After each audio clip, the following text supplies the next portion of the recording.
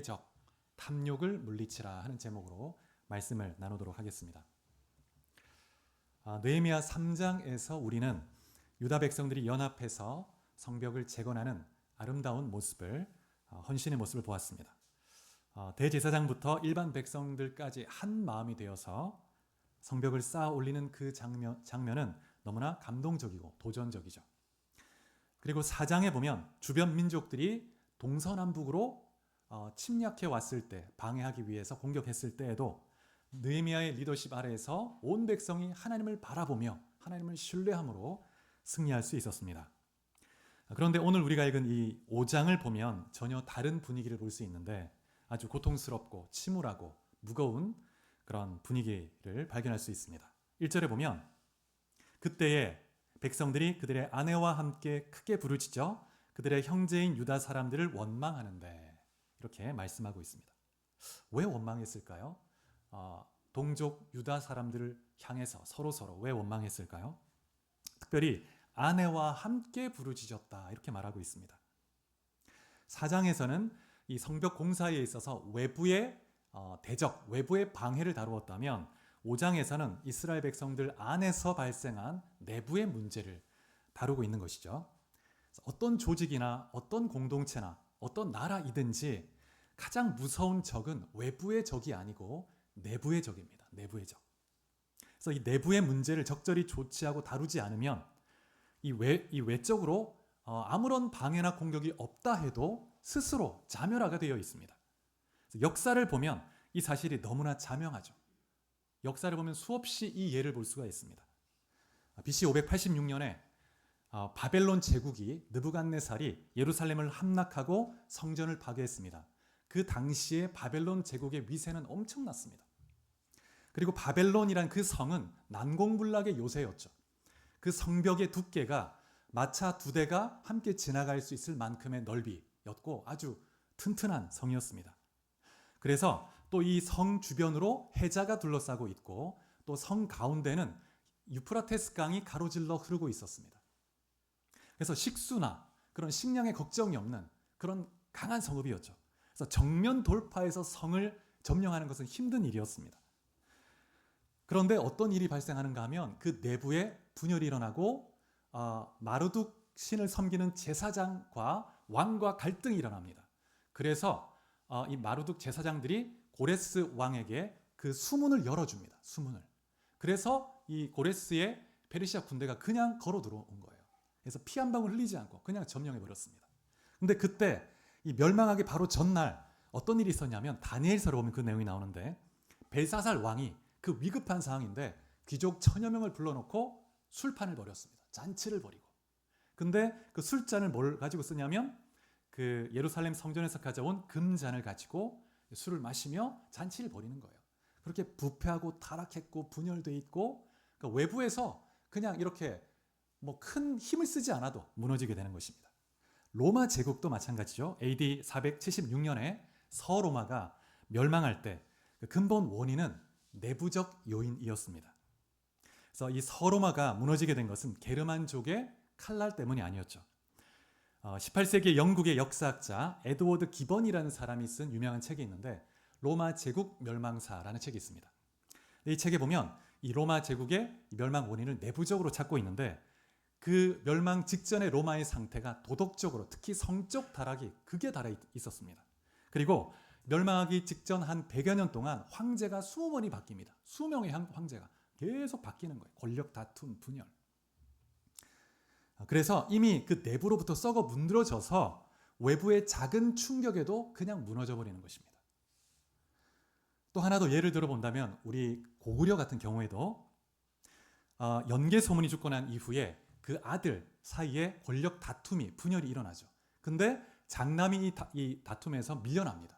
그래서 연남생이란 장남이 이 당나라로 망령을 가죠. 그래서 나중에 고구려를 공격해 올 때 앞잡이 역할을 합니다. 길잡이 역할을 하죠. 그래서 이 고구려가 결국 이 내부의 분열 문제로 갈등으로 겪다가 결국 나라가 무너지게 되는 것을 볼 수가 있습니다. 뭐 조선도 마찬가지입니다. 일제 국권을 빼앗기기 전에 이 나라는 이미 조선은 정말 서 있는 것 자체가 기적이었죠. 특정 가문이 권력을 독점하고 국가 시스템을 사유화하고 있을 때였습니다. 또 가혹한 세금 수탈 때문에 백성들의 삶이 너무나 비참했고 국민 대다수가 노예화되어 있는 그런 삶이었습니다. 그래서 어떤 국민도 백성도 이 나라는 내 나라다 이런 사람들이 없었습니다. 그래서 백성들의 마음이 떠난 이 조선이라는 나라는 이미 껍데기만 남아있는 그런 허울뿐인 나라였던 거예요. 그래서 어떤 시대를 막론하고 이런 예들은 너무나 많습니다. 나라가 공동체가 조직이 무너지는 주된 원인은 1차적으로는 내부적 원인이라는 것입니다. 남유다 같은 경우에 포로에서 귀환한 이 남유다 공동체 같은 경우에도 이제 한 100여 년이 되었는데 역시 내부적 문제로 심각한 위기에 처해 있는 것을 볼 수가 있습니다. 자, 그러면 유다 공동체가 겪고 있었던 내부적 문제가 어떤 것이었는지 본문을 한번 살펴보도록 하겠습니다. 1절에 보면 백성들이 크게 부르짖었다 이렇게 말하고 있습니다. 여기서 부르짖다 하는 이 단어 속에는 백성들이 억압받고 불의 가운데서 착취당하고 고통 속에 있다는 의미를 내포하고 있습니다. 그래서 구약 성경에 보면 이스라엘 백성들이 애굽에서 바로와 애굽의 압제를 당해서 불의하게 노동력을 착취당하고 고통당할 때 하나님께 부르짖었죠. 이런 상황에서 이렇게 사용된 단어입니다. 그리고 시편에 보면 9편 12절에 이렇게 말씀합니다. 피 흘림을 신문하시는 이가 그들을 기억하시며 가난한 자의 부르짖음을 잊지 아니하시도다. 그래서 하나님께서 가난한 자의 부르짖음, 억압당하고 착취당하는 자들의 부르짖음을 기억하신다 이렇게 말합니다. 그래서 이러한 고통의 부르짖음, 불의한 상황 속에서 고통 가운데 부르짖는 이 소리가 지금 예루살렘 성벽 재건의 과정에서 그 유다 가운데서 들렸다는 거예요. 하나님에 올라갔다는 겁니다. 그래서 이 말은 이스라엘 백성들 가운데도 불의한 압제와 착취가 있었다는 것을 보여주는 겁니다. 그런데 5장 1절에 보면 백성이 그 아내와 함께 부르짖었다 이렇게 말하고 있습니다. 온 가족이 함께 고통을 당했다는 것입니다. 온 가족이 경제적 궁핍으로 인해서 정말 고통 가운데 있었다는 것을 강조해주고 있습니다. 근데 이들이 누구를 원망하냐면 그들의 형제인 유다 사람들을 원망했다 이렇게 말하고 있는데요. 이것은 당시 사회적 신분, 경제적 여건이 다른 여러 계층 간의 갈등이 있었다는 것을 보여주는 것입니다. 자, 그러면 이 성벽 재건 당시에 그 유다의 상황이 어떠했는지 본문을 근거로 해서 좀 살펴보면 6장 15절에 보면 이 성벽의 완공이 언제 이루어졌냐면 엘루월 25일에 완공되었다고 말하고 있습니다. 근데 이 엘루월은 언제냐면 태양력으로 하면 8월 말, 8월 중순에서 9월 중순. 그래서 이때는 이스라엘에서 추수하는 시기입니다. 추수하는 시기. 그래서 포도를 따서 즙을 만들고 올리브를 따서 기름 만들고 그래서 가장 노동력이 일손이 많이 필요한 시기인 거예요. 그런데 이때 어떤 일이 있습니까? 지금 성벽을 한참 재건하고 있죠. 그래서 4장 22절에 보면 느헤미야가 뭐라고 명령하냐면 모든 파수꾼과 일꾼은 예루살렘 성 안에서 밤낮 자면서 경계해라. 그래서 52일 동안 성벽을 재건했는데 이 특별한 기간 동안 백성들이 헌신해서 나와서 성벽 재건의 우선순위를 두고 지금 일을 하고 있었던 겁니다. 그래서 이렇게 하다 보니까 지금 당장 추수의 시기인데 그 추수의 일손이 부족하게 되는 거예요. 그래서 남겨진 아내 또 아이들이 지금 추수하고 일을 하는데 지금 막 역부족입니다. 일손이 부족한 거예요. 자칫하면 1년 동안 열심히 그래도 힘써 이렇게 농사를 지은 것이 이렇게 허망하게 다 이렇게 망쳐질 수 있는 위기에 처한 거죠.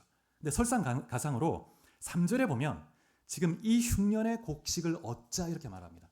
지금 흉년까지 겹쳤습니다. 그런데 뿐만 아니라 페르시아 정부에서도 가혹한 세금을 징수하는 거예요. 그래서 이때 아내들이 어떤 마음이겠습니까? 지금 막 아이들이 울고 지금 일손은 부족하고 지금 기근인데 지금 먹을 양식을 빨리 지금 얻어야 되는데 일도 하고 그래서 지금 우리가 먹을 지금 1년 동안 살아가야 할 그런 비용을 마련해야 되는데 지금 남편은 지금 성벽 건축한다고 다 가 있는 거죠. 그러니까 지금 아내들이 여보 성벽 쌓는 거 중요한 거 알겠는데 지금 우리 애들 지금 죽게 생겼다고 지금 이런 상황인 것입니다. 그래서 지금 생존의 그런 상황, 위기의 상황에서 벼랑 끝에서 지금 절규하고 있는 것이죠. 근데 진짜 비극은 이제 시작입니다. 먹을 것이 없어서 형제에게 이제 좀 손을 빌려야 되는 거예요. 상황이 좀 안 좋으니까. 근데 같은 귀족, 유다 귀족이 어떻게 하냐면, 그래? 그러면 너의 밭을, 너의 집을 담보로 내놔라. 그리고 이자도 내라. 이렇게 얘기하는 겁니다. 지금 이 엄중한 시기에. 그래서 11절에 보면 어떤 말이 나오냐면 포도주나 기름의 100분의 1을 돌려보내라 라고 하는데, 이것은 이자를 의미합니다. 이자. 당시 고대 근동의 문서를 보면 이자를 월 단위로 계산을 했는데 100분의 1이면 1%죠. 1%. 그래서 연 이율로 하면 한 12% 정도의 이율이 될 것입니다. 요즘 금리로 하면 이렇게 낮은 것은 아니지만 뭐 이렇게 큰 뭐 이렇게 문제가 될 수 있을까 이렇게 생각하는 분이 있을지도 모르겠습니다. 근데 하나님의 법, 율법에 의하면 출애굽기 22장, 레위기 25장에 보면 같은 동족 이스라엘에게는 이자를 받지 못하게 하고 있습니다. 이방인에게는 징수할 수 있지만, 이자를 요구할 수 있지만 같은 동족끼리는, 가족끼리는 해서는 안 된다. 이자는 0% 이렇게 딱 정하고 있습니다. 그런데 이 백성들이, 귀족들이 지금 하나님의 법을 정면으로 어기고 이득을 취하고 있는 겁니다. 지금 엄중한 위기의 순간인데 더 도와야 할 때 귀족들이, 관리들이, 리더들이 지금 착취를 하고 있는 거예요. 근데 당시에 페르시아의 문서 가운데 무라슈 문서라는 게 있는데, 그 문서를 보면 경제 문서인데 평상시에 이 페르시아의 이런 이 이자율이 한 20% 정도 되었다고 합니다. 근데 흉년 같은 때, 기근 때는 또 더 올라가요. 이자율이 더 귀하니까 40%, 50%까지 이자율이 이렇게 뛰기도 했다고 합니다. 그래서 7절에 보시면 유다의 귀족들과 민장들이 백성들에게 이자를 취하는데 높은 이자를 취했다고 말하고 있습니다. 높은 이자를. 그래서 이자를 취하는 자체가 하나님 앞에 죄인데 높은 이자를 취하는 거예요. 기근이니까 돈을 벌 수 있겠다 이렇게 생각하는 겁니다. 지금 백성들이 성벽을 쌓기 위해서, 하나님 나라의 과업을 위해서 자신의 중요한 생계까지도 탁 뒤로 미루고 헌신해서 성벽을 건축하고 있습니다. 흉년까지 겹쳤는데, 근데 유다의 귀족들이 이 틈을 타서 20% 이상 이런 이자를, 살인적 고리를 취하면서 착취하고 있었던 것이죠. 그래서 하나님의 성벽은 높아져 가고 있었지만 그 성벽 안에서 언약 백성의 삶은 무너지고 있었던 겁니다. 그래서 사탄이 외부의 적 산발랏을 통해서 방해하려고 했는데 그것이 실패했죠. 그러자 사탄이 이제 내부적으로 탐욕이라는 도구를 통해서 백성들을 이제 방해하고 무너뜨리기 시작하는 겁니다. 자, 2절에서 5절을 보시면 유다의 상황이 어떠했는지 구체적인 상황을 보여주는데 세 그룹의 상황을 보여주고 있습니다. 그래서 어떤 사람은 말하기를, 어떤 사람은 말하기를 이렇게 세 번 반복하면서 각각 다른 그룹의 사람들의 상황을 보여줍니다. 자, 먼저 2절에 보면 이 사람들은 땅을 소유하지 못한 일반 노동자를 의미합니다. 임금을 받아서 일하는 노동자. 이들에게 두 가지 치명적 문제가 있죠. 2절에 보니까 첫 번째, 가족이 많아요. 입이 많습니다. 우리와 우리 자녀가 많으니. 두 번째, 지금이 추수 시기라는 거예요. 가족이 많으니까 빨리 나가서 일을 해가지고 지금 많은 또 임금을 가지고 식량을 사와야 대가족이 먹고 살 수가 있는데, 근데 주된 일꾼들이 지금 성벽 공사에 가 있는 거예요. 그래서 지금 힘든 상황입니다. 근데 성경 어디에도 성벽 공사하는 그 일에 임금을 지불했다는 기록을 발견할 수 없습니다. 자비량으로 하는 거예요. 하나님 나라의 과업을 위해서. 그래서 52일을 버텼습니다. 그런데 지금 추수의 이 시기에 수입이 끊기니까 지금 대가족 같은 경우에는 힘들게 위기에 처하게 된 것입니다. 그래서 결국 어떻게 합니까? 땅이 없으면 자녀를 종으로 내보내는 그런 위기에 처하게 되는 것입니다. 자, 3절에 보면 두 번째 부류, 이 사람들은 소소하게 자신의 부동산을 가지고 있는 사람들입니다. 밭이나 포도원이나 집을 소유하고 있습니다. 그런데 이들도 성벽 공사에 전력하느라고 정작 자기 밭을 일굴 수확할 그런 일손이 부족합니다. 그래서 또 이 흉년이 겹친 시기죠. 식량이 많지가 않아요. 그래서 이제 먹고 살기 위해서 또 내년 농사를 위한 종자를 잘 이제 구비해야 되는데, 근데 가장 소중한 이 땅과 포도원을 담보로 내주고 빚을 내야만 이렇게 또 생계를 이어갈 수가 있는 거예요. 흉년이니까 식량이 부족하니까 내년 종자로 따로 떼고 나면 없는 거예요. 그러니까 담보로 탁 잡히고 빚을 내야 되는 그런 상황입니다. 그래서 시간이 더 지나면 내년에도 흉년이 오면 그러면 이제 그 담보로 잡힌 부동산은 다 날아가는 겁니다. 삶의 터전이 무너지는 것이죠. 자, 4절에 보면 세 번째 부류, 이 사람들은 땅도 있고 당장 먹을 곡식도 어느 정도 있어 보이는데 이 사람들이 정말 문제가 뭐냐면 페르시아의 과도한 세금인 거예요. 세금이 너무 많아서 이게 또 무거운 짐이 됩니다. 그래서 페르시아 왕이 당시에 제국의 유지를 위해서 가혹한 세금을 거두었죠. 근데 성벽을 쌓는 중에도 세금 징수는 중단되지 않았습니다. 세금을 내기 위해서 어쩔 수 없이 땅을 담보로 또 내주는, 이자를 주고 높은 이자를 주고 이렇게 돈을 또 빌려오는 그런 일들을 하게 되는 것입니다. 그래서 이러한 그 악순환, 이게 참 불합리한 또 하나님 말씀에 위배되는 이런 구조 속에서 온 백성이 고통 가운데 있고, 이렇게 계속 몇 년이 지속되면 온 백성이 다 노예가 되는 거예요. 그래서 5절에 보면 이러한 경제적 상황의 비참한 현실을 이렇게 말하고 있습니다. 우리 육체도 우리 형제 육체와 같고 우리 자녀도 그들의 자녀와 같거늘 이제 우리 자녀를 종으로 파는도다. 우리가 다 한 형제이고 가족인데 왜 우리는 이렇게 계속 이렇게 가난 속에서 입에 풀칠하는 것도 힘들게 살아가야 되느냐? 왜 우리는 종으로 살아야 되느냐? 부르짖고 있는 것입니다. 근데 5절 중반에 보면 더 가슴 아픈 구절이 있는데 우리 딸 중에 벌써 종된 자가 있다, 이런 표현을 하고 있습니다. 딸을 종으로 내보내는 것, 아들을 종으로 내보내는 것 차이가 있습니다. 아들은 이제 면제년, 안식년이 되면 종에서 이제 자유를 얻습니다. 다시 돌아와요. 근데 딸은 이게 종으로 보낼 때 그 채권자의 첩이나 또 성적인 종으로 팔려가는 경우가 많습니다. 그래서 그 주인과 아이를 낳으면 계속 있어야 됩니다. 그래서 딸들은 돌아오기가 힘들고 영영이 이렇게 가는 거예요. 그래서 정말 힘들지 않으면 딸은 종으로 팔지 않습니다.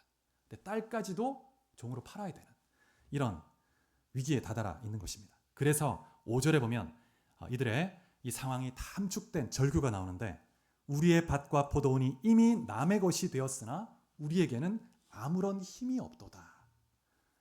정말 벼랑 끝에 서 있는데 우리가 할 수 있는 게 아무것도 없으니 하나님께 부르짖는 겁니다. 그래서 성벽이라는 돌은 쌓여가고 있었지만 그 성벽 안에서 하나님의 자녀들은 노예가 되어가고 있었던 것입니다. 그래서 이것이 느헤미야가 직면한 외부의 적보다 100배 더 무서운 내부의 적이었던 것입니다. 내부의 적. 그래서 지금 국가적으로 정말 중요한 성벽 재건 공사가 진행 중인데, 그래서 많은 사람들이 헌신해서 대제사장부터 일반 백성까지 한 마음이 돼서 멀리서 와서 헌신해서 돕고 있는데 이 귀족들이 이 너무 악한 짓을 하는 거예요. 정말 이런 시국이라면 정말 더 돕고 가진 곳간도 열어서 나누고 해야 되는데 오히려 이득을 취할 기회로 삼는 겁니다. 이것이 인간의 탐욕이죠. 탐욕이 얼마나 무서운지 마귀가 너무 잘 아는 겁니다. 외부적 공격으로 이제 성벽 공사를 중단치 못하니까 그러면 이제 그 다음 B플랜이다 하면서 바로 탐욕 들어가는 거죠. 탐욕에 대한 공격. 그래서 6절에 보니까 느헤미야가 이런 상황을 보고 기가 찹니다. 크게 분노했다고 말하고 있습니다. 크게 분노했다. 그런데 7절에 보니까 그 분노를 즉각적으로 표출하는 것이 아니라 먼저 어떻게 합니까? 깊이 생각했다고 말하고 있습니다. 생각했다는 말은 상의하다, 의논하다 이런 이제 의미를 갖는데, 그래서 내 마음이 내 자신과 더불어 의논했다 이런 뜻이 됩니다. 그래서 대부분의 번역에서는 심사숙고했다 이런 뜻이 됩니다. 너무 분노가 났는데 일단 심사숙고했다는 거예요. 근데 이 단어가 구약 대부분의 다른 그 본문에서 왕이라는 의미로 사용되거나 다스리다 하는 의미로 사용이 됩니다. 그래서 이런 의미로 직역을 하면 내 마음이 내 위에서 왕노릇했다. 이런 의미가 됩니다. 그래서 느헤미야가 크게 노했지만 분노가 확 일어났지만 그러나 그 분노가 폭발해서 혈기가 돼서 나를 삼키지 않게 먼저 자신의 마음을 딱 다스렸다는 거예요. 그래서 공동 번역을 보면 이렇게 번역합니다. 마음을 억누르며, 먼저 마음을 억누르며 이렇게 되어 있습니다.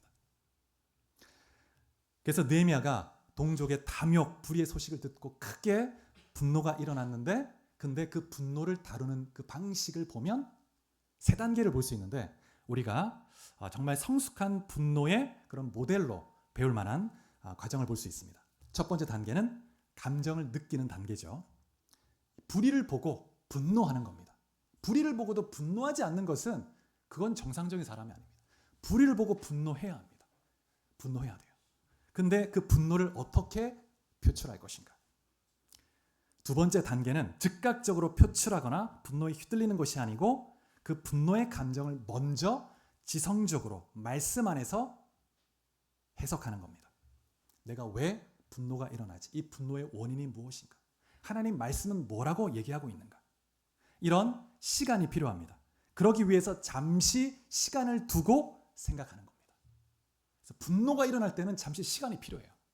분노가 확 일어날 때 즉시로 행동하면 말하고 행동하면 반드시 후회합니다.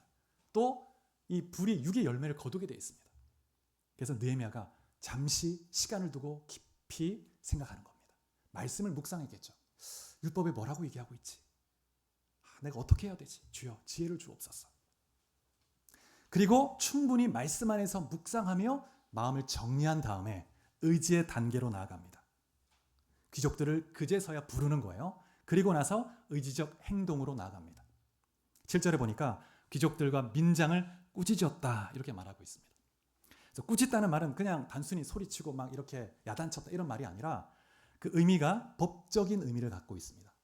소송을 제기하다, 고발하다. 이 말은 뭐 이렇게 법정에 고발했다 이런 뜻보다는 하나님 말씀을 딱 두고 말씀 앞에서 그들이 어떻게 잘못했는지를 탁 이렇게 꾸짖는 것입니다. 그래서 출애굽기 22장 25절 한번 같이 볼까요? 자, 이 앞에 보시고 봉독해 보겠습니다. 시작. 내가 만일 너와 함께 한 내 백성 중에서 가난한 자에게 돈을 꾸어 주면 너는 그에게 채권자 같이 하지 말며 이자를 받지 말 것이며. 예, 가난한 자가 있어서 돈을 빌릴 수 있습니다. 그런데 같은 동족끼리는 이자를 받지 마라. 이렇게 말하고 있습니다. 근데 이방인에게는 그렇게 할 수 있다고 허용하고 있습니다. 그런데 유다 귀족들이 그렇게 하지 않은 거죠. 그리고 이제 느헤미야가 귀족들을 꾸짖고 나서 대회로 온 백성을 모읍니다. 온 백성을 모읍니다. 그냥 귀족들과 만나서 그냥 이렇게 은밀히 일을 해결하는 게 아니고 온 백성을 모아서 이 공적으로 벌어진 이 일을 공적으로 공론화시켜서 같이 해결하려고 하는 거예요. 8절에 보면 이렇게 책망하는 장면이 나옵니다. 그들에게 이르기를 우리는 이방인의 손에 팔린 우리 형제 유다 사람들을 우리의 힘을 다하여 도로 찾았거늘 너희는 너희 형제를 팔고자 하느냐 더구나 우리의 손에 팔리게 하겠느냐 하매 그들이 잠잠하여 말이 없기로. 느헤미야가 책망합니다. 우리가 우리 형제를 팔겠느냐? 우리가 포로된 가운데서 다시 이렇게 돌아왔는데 또 이렇게 포로 이렇게 사로잡혀서 노예가 될래? 그것도 우리 동족끼리 이렇게 할래? 그러니까 잠잠해서 말이 없었다고 말하고 있습니다. 느헤미야가 이것은 하나님을 경외하는 태도가 아니라고 말하죠. 그러면서 10절에서 한 가지 제안을 합니다. 이자 받기를 그치자. 이자 받기를 그치자. 그리고 11절에 좀 더 구체적으로 담보로 잡고 있는 부동산, 밭, 포도원, 감람원, 집을 되돌려 주라고 건면하고 있습니다. 그리고 그동안 적립되어 있었던 이자도 다 탕감해 주자고 요청합니다.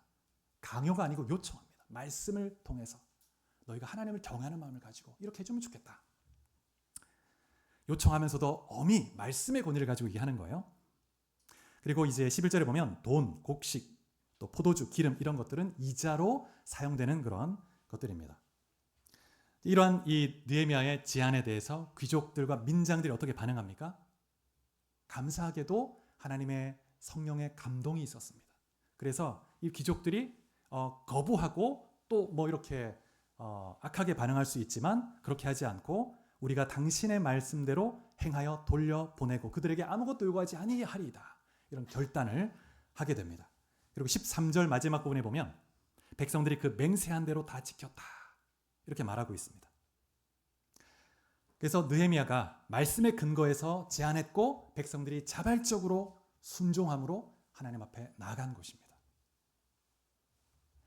그런데 이 느헤미야의 이런 제안에 대해서 이 귀족들과 민장들이 기꺼이 따를 수 있었던 이유 중에 하나가 하나님의 그 감동이 있었지만 또 느헤미야, 이 지도자인 느헤미야의 그 희생적 삶을 알았기 때문이에요. 14절부터 19절 우리가 읽진 않았지만 보면 느헤미야가 이 총독으로 한 12년 동안 다스리는 동안 월급을 받지 않았습니다. 총독은 백성들의 세금을 가지고 녹을 받게 되어 있습니다. 그런데 받지 않습니다. 그리고 17절 18절에 보면 지금 지도자들 150명 그리고 그 외 이방인들도 함께 와 있습니다. 느헤미야와 함께. 느헤미야가 이 지금 한 나라를 운영하는 거잖아요. 이 지금 신하들과 각각의 장관들이고 이런 관리들인데 이 사람들을 지금 먹이고 지금 입히고 살려야 되는 거예요. 그러니까 임금을 주어야 되는 입장입니다. 그런데 지금 그런 모든 비용을 세금으로 충당하는 게 아니고 자기 자비로 부담하고 있는 겁니다. 페르시아에 있는 동안 왕의 최측근으로 있으면서 많은 부를 하나님이 주셨어요. 그렇게 저축하고 주셨던 부를 가지고 있다가 지금 하나님 나라를 세우는 그때 자기의 자비를 쓰고 있는 겁니다. 그래서 15절에 보면 이전 총독들은 당연하게 여겨서 백성들에게 은 40세겔과 양식을 세금으로 징수해서 받았다고 이야기하고 있습니다. 그런데 느헤미야는 12년 동안 한 번도 그렇게 하지 않습니다. 그 이유가 15절 보면 하나님을 경외함으로 이같이 행하지 아니하고 이렇게 말합니다. 하나님을 경외함으로.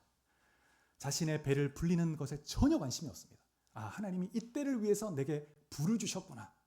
그래서 이 때를 위해서 쓰는 거예요. 곳간을 여는 겁니다. 그리고 백성의 어깨짐을 내려주려고 하고 하나님 나라의 과업을 이루려고 하는 겁니다. 그래서 하나님의 사명, 그냥 단순히 기부 정도 하는 수준이 아니고 사명이 최고의 우선순위에 딱 가 있으면 사명을 중심으로 자신의 모든 것을 딱딱 재조정하는 겁니다. 그래서 17절 18절에 보면 그 하루에 그 식단이 엄청나죠. 150명 또 여러 사람들 먹여야 되니까 소 한 마리, 양 6마리, 닭 수많은 닭, 또 양식, 또 열흘마다 포도주 필요합니다. 엄청난 비용이 들었겠죠. 그래서 느헤미야가 18절에 보면 내가 총독의 녹을 요구하지 아니하였으면 이 백성의 부역이 중함이었더라. 이렇게 말하고 있습니다.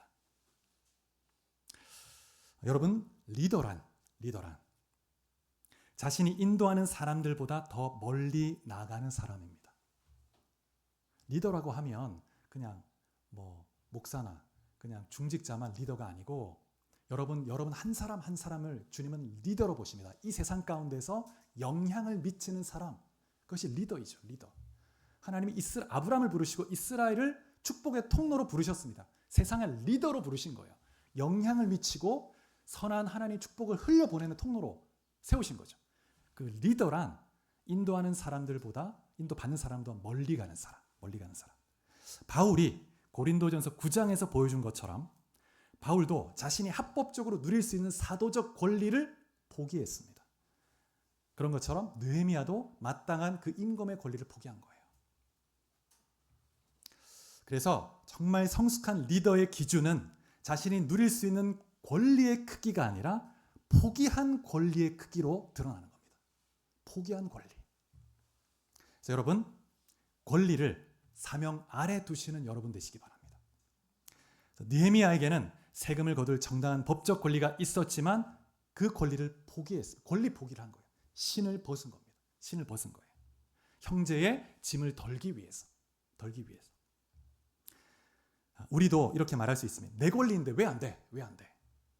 근데 내 권리가 정말 형제를 살리는가? 내 권리가 하나님의 사명을 이루는가? 질문해 보아야 되는 것이죠. 그리고 대접받는 자가 되기 전에 먼저 대접하는 자, 먹이는 자가 되시기를 축복합니다.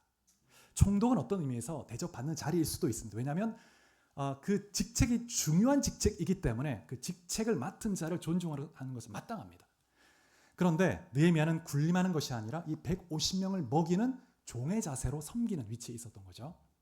그런 면에서 느헤미야는 예수님의 모습을 예표하는 인물이라고 할 수 있습니다. 예수님도 죽으시기 전날 밤에 제자들의 발을 씻겨주는 종처럼 섬기시고 그리고 자신의 살과 피를 다 내어주신 그런 섬김의 삶을 사셨습니다. 느헤미야의 이런 희생, 또 백성들의 자발적 순종을 통해서 또 하나의 고비, 정말 힘든 고비를 이렇게 넘어가게 되는 것입니다. 느헤미야가 했던 이 제안은 긴급 희년을 선포하는 겁니다. 지금 우리가 위기 속에 있는데 긴급 희년은 50년에 한 번씩 오는 절기입니다. 모든 것이 원위치로 회복되는 거예요. 그래서 종도 다시 돌아가고, 그러니까 이제 7년에 한 번씩 면제년, 안식년이 오고 이 7년이 7번째 오고 나서 그 다음 해가 50년째인데 이때가 희년이 됩니다. 모든 것이 회복되는 거예요. 종에서 자유케 되고 모든 것이 원위치로 내가 잃어버렸던 그 기업의 땅도 다시 회복되는, 리셋되는 거죠. 리셋이 되는 겁니다.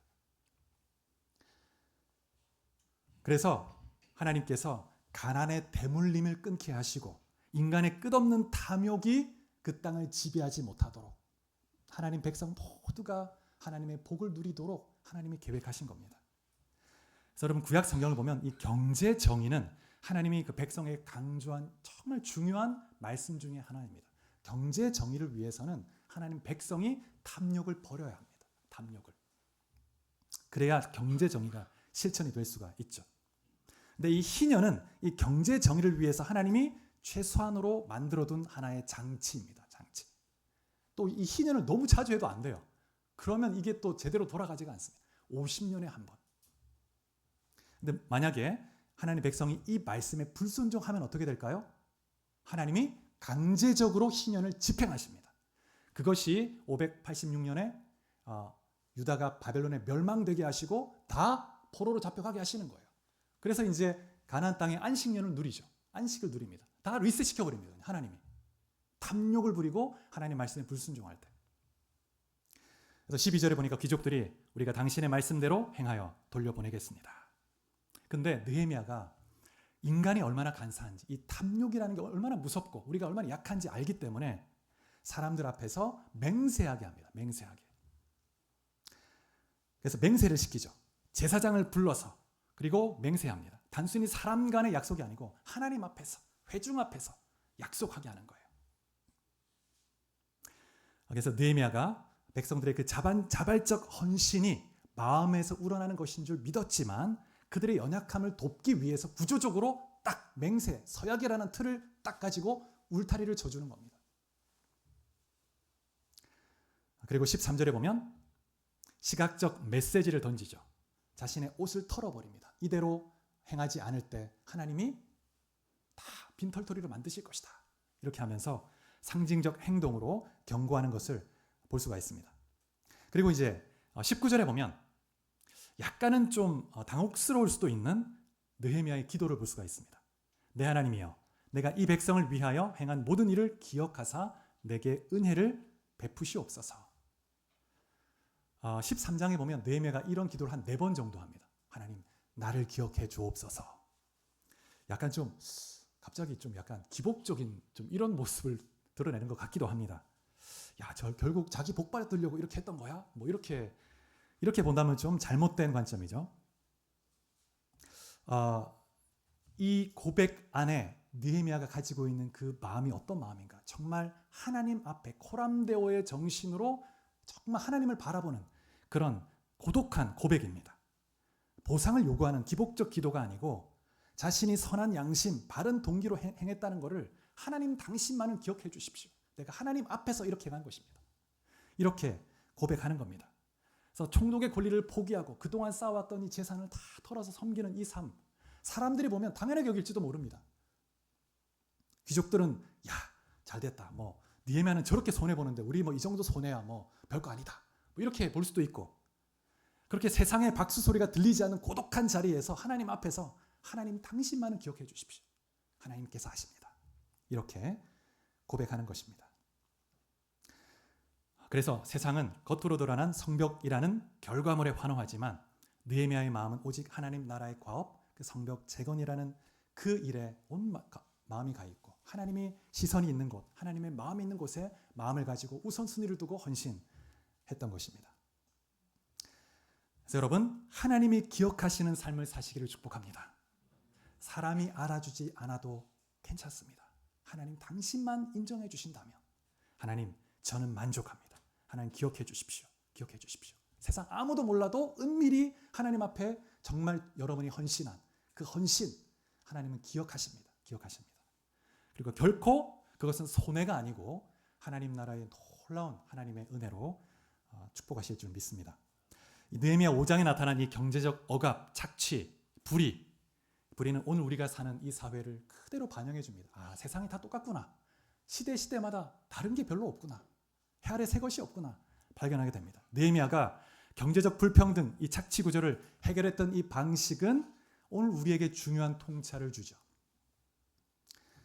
오늘날 국가의 가장 중요한 역할 중에 하나가 국가가 어떻게 이 경제적 불평등, 착취의 문제를 해결하고 국민 전체가 고르게 행복을 누릴 수 있게 할 것인가. 아주 중요한 문제입니다. 두 가지 방식이 있죠.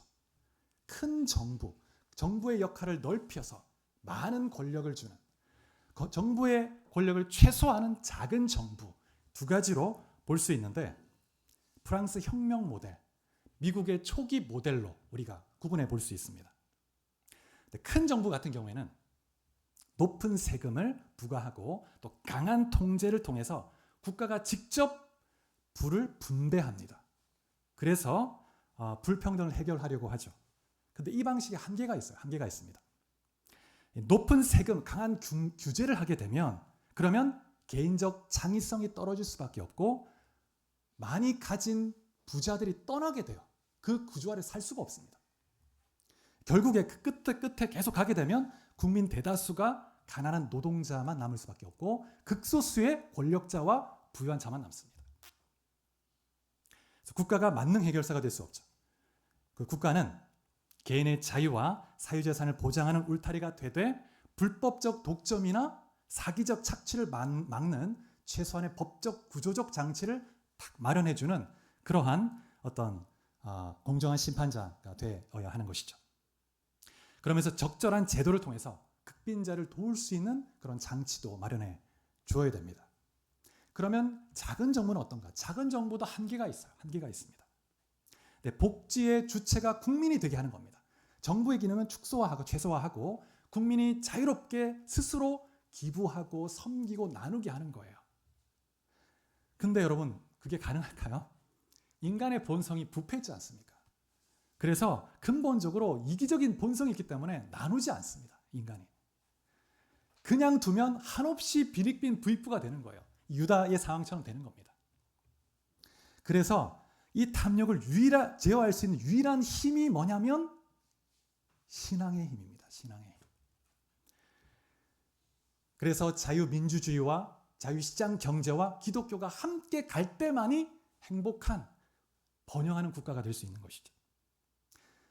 프랑스는 1789년에 혁명을 통해서 왕권의 그 독재를 몰아냈습니다. 그리고 기독교를 완전히 말살하려고 했죠. 그래서 이 혁명 세력이 민주주의를 위해서 교회를 없애야 된다. 엄청나게 파괴했습니다. 혁명 이후에 기독교가 사라진 그 자리에 들어선 것은 자유가 아니고 단두대와 혼란, 무질서, 부패였습니다. 기독교가 없는 자유 속에는 절대 질서 있는 그런 도덕적 삶이 이루어질 수가 없습니다. 탐욕이 창궐하게 됩니다. 결국 그 무너진 질서를 다시 잠재우기 위해서 독재를 불러오는 거예요. 나폴레옹 시대가 오는 겁니다. 그래서 1831년에 프랑스의 유명한 정치 철학자 토크빌이라는 사람이 있는데 이 사람이 이 프랑스의 혁명 이후에 이 암울한 이 프랑스의 현실을 보면서 미국의 민주주의를 보고 좀 어떻게 하는지 보고 싶은 거예요. 그래서 9개월 동안 방문합니다. 그래서 대도시뿐만 아니라 여러 작은 지방의 마을까지 구석구석 살펴보았습니다. 근데 놀라운 광경을 보게 되는데 공권력이 감시하지 않아도 마을 사람들이 서로의 권리를 존중하고 합법적으로 법을 공의롭게 집행하고 가난한 자를 돕고 그 다음에 나누고 흘려보내는 이런 걸 보게 되는 거예요. 야, 이런 게 어떻게 가능하지? 근데 가만히 보니까 그 마을마다 뭐가 있을까요? 교회가 중심이 딱 돼 있는 거예요. 교회가. 그래서 이 토크빌이 발견하게 됩니다.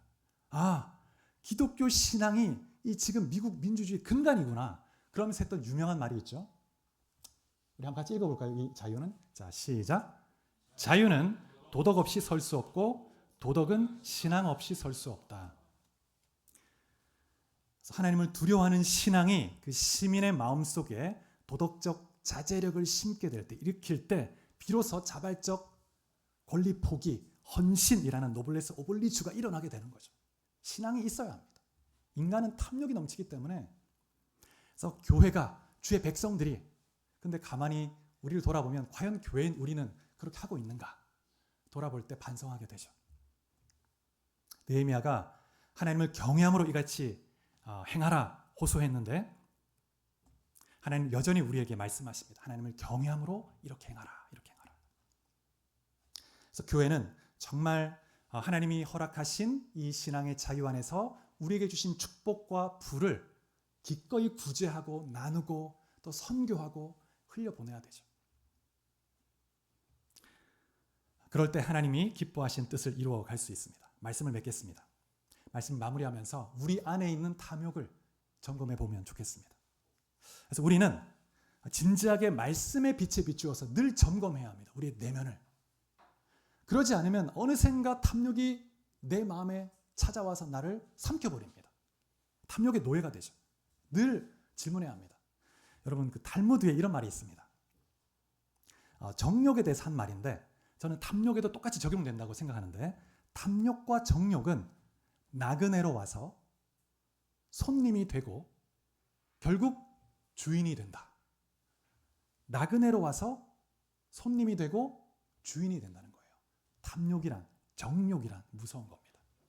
그냥 지나가는 나그네처럼 보이다가 어느 순간 손님으로 딱 들어와서 내 주인이 되어버려요. 나를 삼켜버리는 거예요. 여러분, 이 탐욕을 제어할 수 있는 가장 효과적인 실질적 방법 중에 하나는 반대정신을, 다음 그림, 반대정신을 실천하는 건데, 갖고 싶은 욕망이 나를 자꾸 옥죄일 때 반대로 나누는 거예요. 대접하는 겁니다. 하나님께 더 드리는 거예요. 그러면 이 내 안에 탐욕의 속박이 깨어지게 됩니다. 깨어지게 돼요. 그래서 예수님께서 사도행전 20장 35절에 보면 바울이 말하고 있는데, 주 예수께서 친히 말씀하신 바 주는 것이 받는 것보다 복이 있다 하심을 기억해라. 주는 것이 받는 것보다 더 복되다. 주고 줄 때 더 흘러오는 겁니다. 그런 자에게 하나님이 더 많은 은혜의 복을 흘려보내서 통로로 쓰시는 거예요. 로마서 12장에 보면 성도들의 쓸 것을 공급하고 손님 대접하기를 힘쓰라. 히브리서 13장 2절에도 손님 대접하기를 잊지 말라. 서로 대접하기를 원망 없이 하라. 대접하고 나누어주라. 주는 것이 복되다.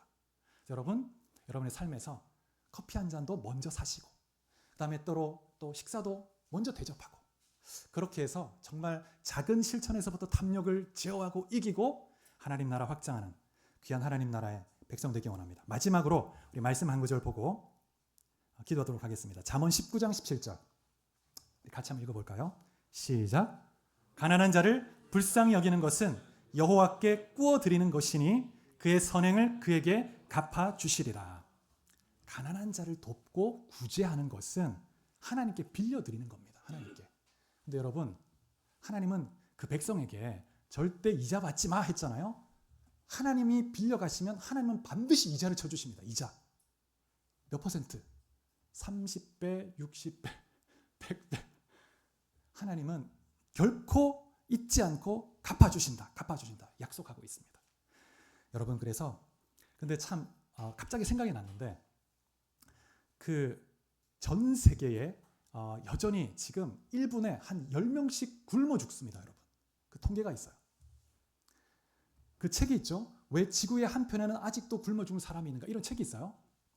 근데 참 놀라운 통계가 뭐냐면, 전 세계에 지금 그 식량이 전 세계 인구가 그 2배로, 전 세계 인구의 2배 먹을 수 있는 식량이 이미 있다는 거예요. 근데 한쪽에서는 굶어 죽고 있습니다.